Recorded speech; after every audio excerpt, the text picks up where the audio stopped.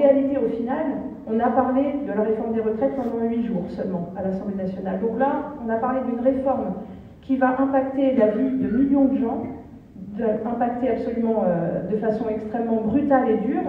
On en a parlé 8 jours. C'était le contrat de départ. Il y a eu un refus catégorique, notamment de déplacer la niche parlementaire du Parti socialiste que nous avions demandé collectivement avec la NUPES, puisque cette journée-là nous prenait une journée de débat. Ça a été refusé par la Macronie et par le Rassemblement national. Refus systématique d'ouvrir des séances supplémentaires, notamment le week-end, ce qui est tout à fait possible et nous étions tout à fait, nous, prêts à le faire. Clairement, le gouvernement et les députés Renaissance notamment ne souhaitaient absolument pas que nous ayons des débats sur ce texte. Il fallait absolument écourter au plus vite pour passer en force et pour cause.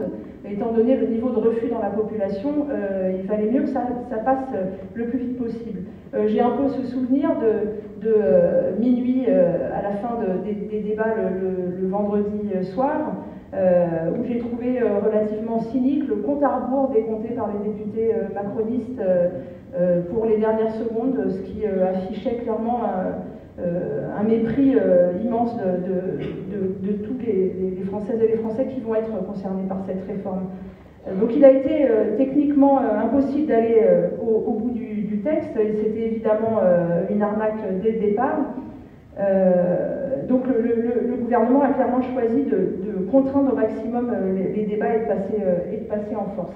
Sur la stratégie parlementaire et sur le déroulement des débats, notre travail parlementaire, que ce soit en commission ou lors de l'examen en séance, a consisté à mettre en lumière non-stop les conséquences de cette réforme sur les millions de travailleurs et travailleuses, comme je le disais en introduction, en citant les noms, en citant les métiers, en citant les gens qui vont prendre cette réforme de plein fouet, cette réforme qui constitue la perte de 2 années les 2 plus belles années de vie à la retraite, ce qu'on a appelé l'impôt sur la vie, notamment pour les plus précaires et pour les femmes. Donc notre travail a aussi permis de lever des lièvres, vous avez probablement suivi cela dans les médias, de mettre en exergue les mensonges et d'exiger les vérités. Nous avons mené ce travail avec une certaine pugnacité, je dois l'admettre. Nous avons martelé sans cesse les mensonges sur lesquels repose cette réforme en résonance avec le travail notamment de l'économiste Michael Zemmour, qui a parcouru tous les plateaux télé pour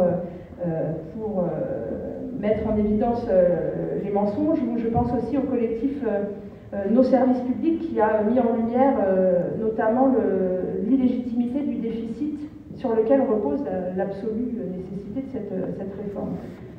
Donc plusieurs mensonges. Donc le mensonge originel, ce pseudo-déficit, en réalité, 12 milliards sur les 350 milliards de fonctionnement des retraites, c'est peanuts. Le président du corps l'a dit dans son rapport, l'a dit à l'Assemblée nationale, l'a redit au Sénat. Les dépenses des retraites ne dérapent pas, elles sont relativement maîtrisées dans la plupart des hypothèses, elles diminuent plutôt à terme. On a rabâché évidemment ce constat-là. On a aussi évidemment mis en lumière le mensonge de cette réforme qui serait favorable aux femmes, alors que les personnes qui ont des carrières hachées, et donc majoritairement des femmes, sont celles qui vont le plus souffrir du report de l'âge légal. On a bénéficié d'un petit coup de pouce de Franck Riester, qui n'était pas désagréable, pour nous aider à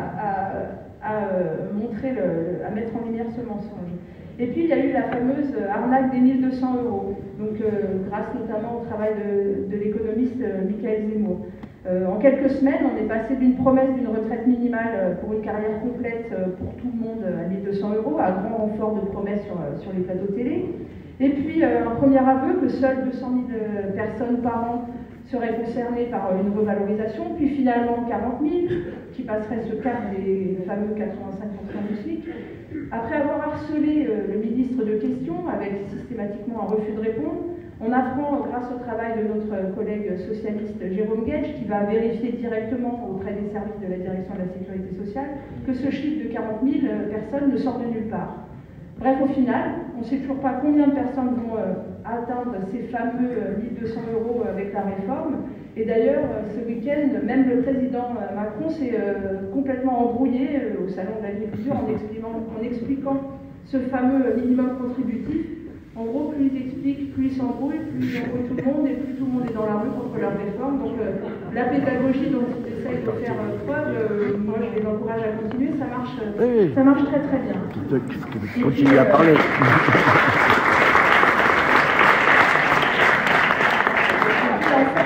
Le dernier lièvre levé, c'était cette impossibilité de répondre notamment à la question des carrières longues.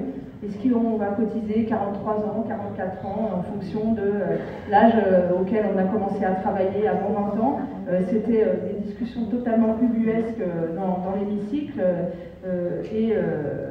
Ce dispositif sur les carrières longues est le socle de l'accord avec les Républicains, et ce qui a valu d'ailleurs l'éviction du député Pradier de son poste par M. Ciotti. Donc nous avons bien fait de continuer à taper dans cette brèche. C'est vraiment le travail qu'on a fait. On a creusé des brèches pendant les débats, on a harcelé les ministres de questions sans relâche pour les confondre dans leurs mensonges, et je crois que ça a marché pour ces thématiques-là qui ont finalement été largement repris dans les médias, même si ça nous a aussi valu de nombreuses critiques dont nous aurions fait l'objet, je crois, quoi qu'il arrive, et qu'importe les choix stratégiques que nous aurions faits.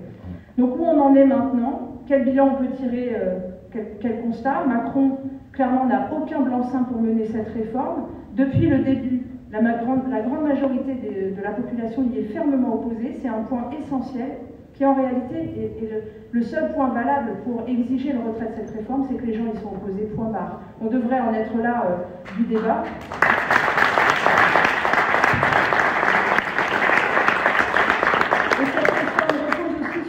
Une série de mensonges qui la rendent encore plus illégitime, s'il fallait encore le prouver.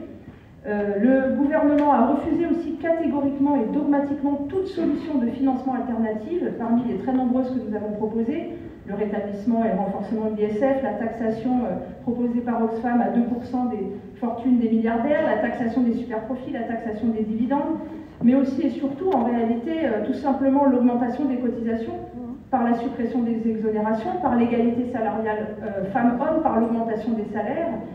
Tout ça, c'est refus net et précis.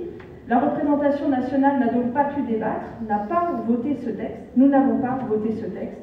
Seuls 2 articles ont été examinés, et on en a quand même rejeté un sur les 2. C'est quand même ça, il faut quand même aussi le dire. Donc voilà où nous en sommes, du degré de rejet et du degré de passage en force. Les différentes journées de mobilisation ont aussi été des très très grandes démonstrations de force. La mise en évidence de ces mensonges vient là aussi renforcer le caractère antidémocratique, car le texte présenté aux Français dans le programme de Macron n'a pas été validé par les élections, comme on l'a montré évidemment avec les élections législatives. Donc maintenant, comme dès le début, parce que ça a commencé dans la rue, la bataille se mène dans la rue et dans la grève. Le 7 mars, le blocage va être massif. Des secteurs clés vont entrer en grève massive et reconductible: les routiers, les cheminots, les enseignants et la jeunesse. Le 8 mars, la grève sera féministe. Rien ne peut résister à une mobilisation massive du peuple. Macron et le gouvernement Borne cherchent le chaos, ils vont le trouver. La France sera à l'arrêt jusqu'au retrait. Nous avons déjà fait reculer Macron en 2019 et en 2020. Nous pouvons y arriver à nouveau, toutes et tous ensemble, jusqu'au retrait.